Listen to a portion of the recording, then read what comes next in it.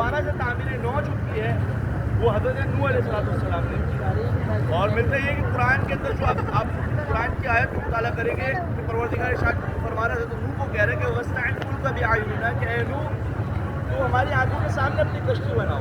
تو حضرت نوح نے جو کشتی کو تعمیر کیا ہے وہ اسی مسجد کے صحن میں کیا. اور روایت میں ملتا ہے کہ حضرت آدم کو جب جنت سے نکال دیا گیا, حضرت آدم کو منع کیا کہ فلاں فلاں درخت کے قریب نہیں جانا, اور حضرت آدم چلے گئے تو ان کو جنت سے نکال دیا گیا. اور جب جنت سے جب وہ نکلے ہیں تو انہوں نے بہت زیادہ گریہ کیا ہے, یہاں تک کہ انہوں نے جب پنجتن کے صدقے میں پروردگار سے استغفار طلب کی ہے تو اسی مسجد قباء کے صحن میں کیا انہوں نے پروردگار سے مغفرت طلب کی ہے. اسی طریقے سے روایت میں ملتا ہے کہ قیامت کے دن جب اسرافیل دوبارہ سے لوگوں کو زندہ کرے گا, سور پھونکے گا, تو مسجد قباء کے صحن میں کھڑا ہوگا, کیا سور پھونکے گا اور لوگ جو ہے چوک نکل کے جنت کی طرف جائیں گے. اور روایت میں کہ ظہور امام زمانہ حج اللہ تعالیٰ صلوات پڑھنے میں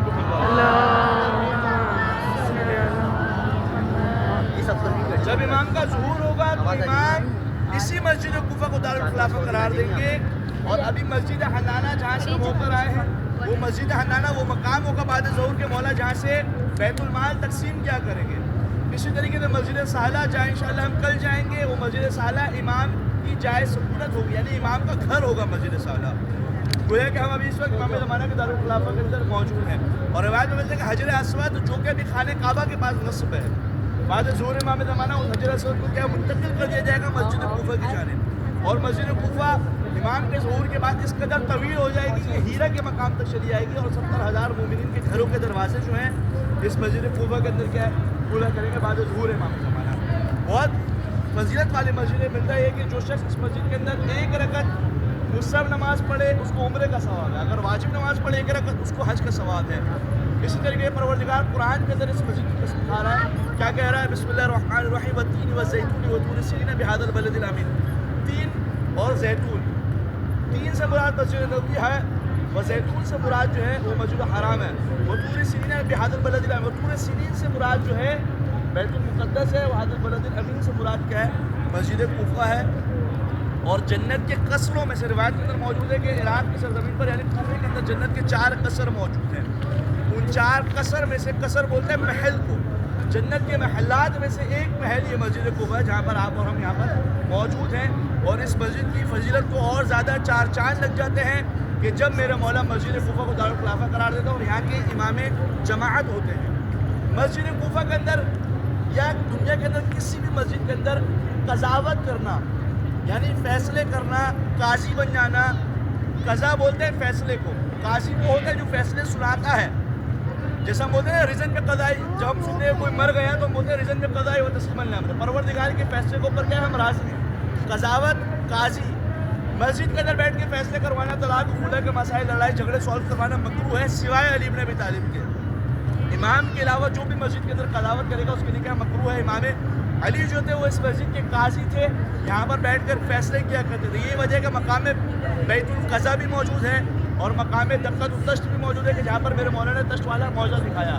ہر نبی جو بھی زمین کے اوپر آیا ہے مبعوث کیا پروردگار نے وہ مسجد کوفہ سے ہو کر ضرور گیا ہے.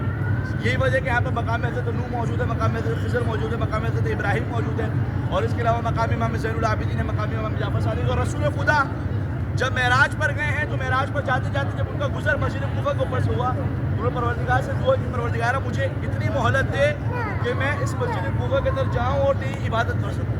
تو اس وقت کیا رسول خدا مسجد کوفہ میں آئے اور مقام معراج, مقام دقت النبی موجود ہے کہ جہاں پر رسول خدا نے کیا عبادت انجام کی ہے. 11 مقامات ہیں محراب امیر المومنین کو ملا کے کہ وہ محراب بھی موجود ہے مسجد کے اندر کہ جس محراب میں میرے مولا کے سر پہ کیا ہے ضربت لگی ہے.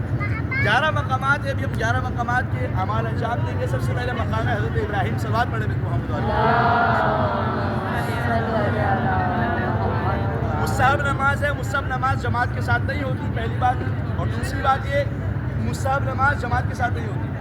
دوسری بات یہ کہ اگر کوئی شخص بیٹھ کر نماز پڑھنا چاہے تو مصحف نماز بغیر کسی وجہ کے بھی بیٹھ کے پڑھی جا سکتی ہے, جو کہ بزرگان ہماری خواتین موجود ہیں, مائیں بہنیں, اور اگر ہمارے بزرگ والدین کی عمر کے یہاں پر موجود ہیں تو اگر وہ بیٹھ کے بھی نماز پڑھنا چاہیں تو مصحف نماز بیٹھ کر بھی پڑھی جا سکتی ہے. سب سے پہلے 4 رکعت نماز پڑھیں گے مقام حضرت ابراہیم کی. فرادہ نماز ہے, سب نے اپنی الگ الگ پڑھنی ہے, 2-2 رکعت کر کے ہے, کیونکہ مصحف نماز ایک ساتھ 4 رکعت بھی نہیں ہوتی. مصحف نماز ہمیشہ 2-2 رکعت ہوتی ہے. سب سے پہلے ہم 4 رکعت نماز پڑھیں گے، 2 رکعت کر کے شروع کی 2 رکعت میں الحمد کے بعد قل هو اللہ ہے، آخر کی 2 رکعت میں الحمد کے ساتھ انا انزلنا ہے۔ 2 رکعت کے 2 نمازیں ہیں اور 2 سلام کے ساتھ ہیں۔ 2 رکعت ختم کریں گے، پھر اس کے بعد 2 رکعت کیا ہے دوبارہ پڑھیں گے۔